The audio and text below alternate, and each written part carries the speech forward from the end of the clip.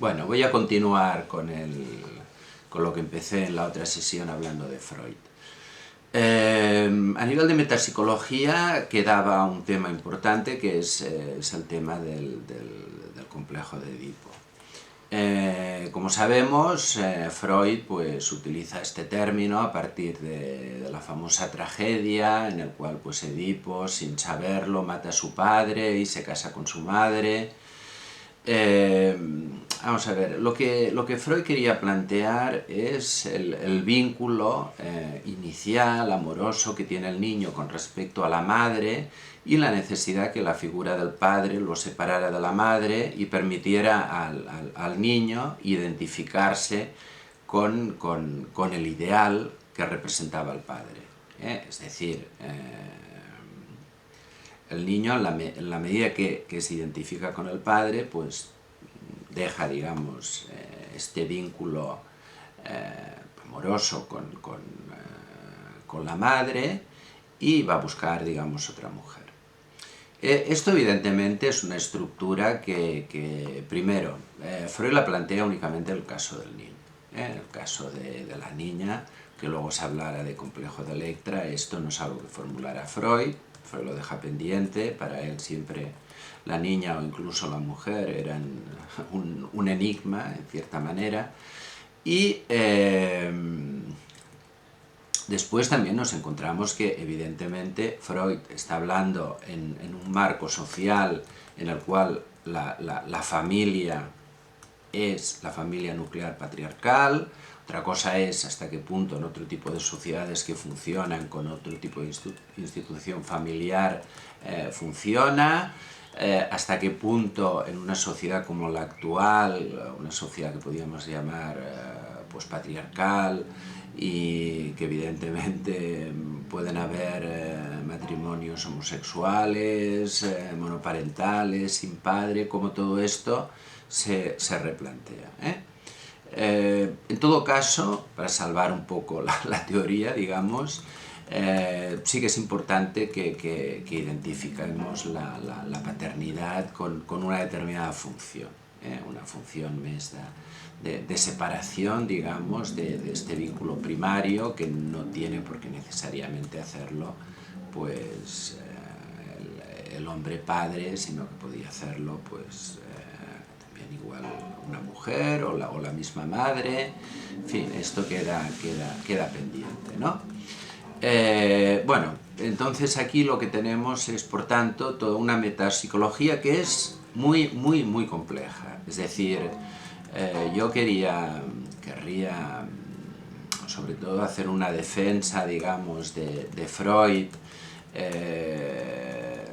después de tantos ataques desde el principio, ahora más en la actualidad, que es una cosa superada, múltiples trabajos que se han escrito para desacreditar la persona, la teoría de Freud.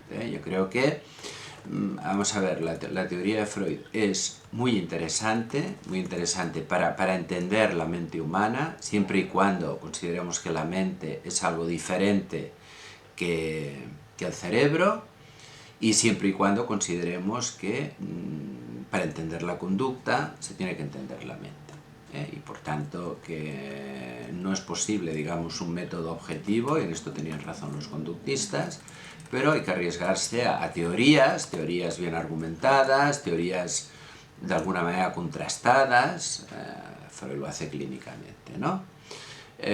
Bueno, simplemente citar que o sea, la tradición psicoanalítica que fundó Freud sigue viva, y que dentro de esta tradición no podemos olvidarnos de mencionar a los que han sido los psicoanalistas posteriores que más aportaciones han hecho, ¿no? Como por ejemplo Melanie Klein, como por ejemplo Winnicott o como por ejemplo Jacques Lacan. Bien, entramos ahora, digamos, en el punto de la terapia, porque el psicoanálisis es una teoría, pero también es una práctica terapéutica. Freud inicialmente utiliza el método catártico. El método catártico se basa en la hipnosis. A partir de la hipnosis intentar llegar a este fondo, digamos, del inconsciente y desde aquí trabajarlo con la palabra, ¿no? Pero bueno, Freud rápidamente se da cuenta de dos cosas. Primero, que no todo el mundo, que no puede hipnotizar a todo el mundo, porque a veces hay una resistencia fuera inconsciente. Y segundo, que el psicoanálisis es un método demasiado simple, porque te permite llegar al inconsciente, pero dando un rodeo. Y esto significa que el paciente, una vez sale del estado hipnótico, vuelve a poner en marcha sus resistencias. Entonces, hacía falta, considera Freud, se sigue considerando, un método en el cual todas las resistencias que van apareciendo se tienen que ir trabajando. Y esto evidentemente hace que el psicoanálisis sea un método muy largo en el tiempo, muy, bueno, de una manera doloroso, y que tiene unos resultados también imprevisibles desde el punto de vista de que evidentemente se trabaja el inconsciente, y trabajo el inconsciente no quiere decir pues modificar una conducta, sino que en todo caso la modificación de la conducta o la modificación mental vendrá como un efecto. ¿Cuál es el método que inventa, porque no le queda otro remedio en cierta forma, ¿no? Freud? Pues es el método que llamaría método analítico, que básicamente es interpretación de sueños, asociaciones libres, desechar todo lo que sea elaboración consciente del paciente, y por tanto fijarse en estos momentos que a través de un lapsus, de una palabra, nos está dando una pista. Trabajo complicado si realmente se es un buen psicoanalista. ¿Qué es lo que se quiere conseguir al final? Bueno, pues se quiere conseguir la transferencia. La transferencia quiere decir que el paciente transfiere los sentimientos, los deseos, pensamientos reprimidos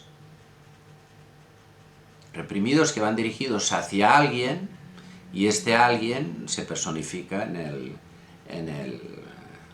el psicoanalista, que evidentemente quiere mantener la distancia, no quiere ser nadie, no quiere tener ninguna empatía, ninguna relación personal con el analizado.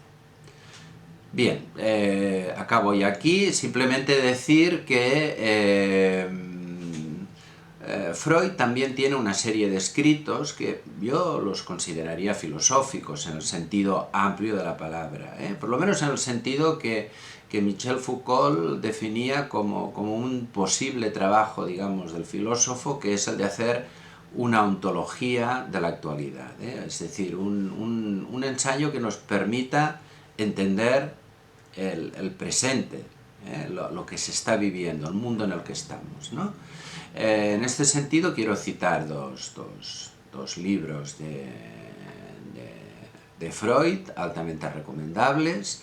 Uno es El porvenir de una ilusión, y otro es El malestar en la cultura.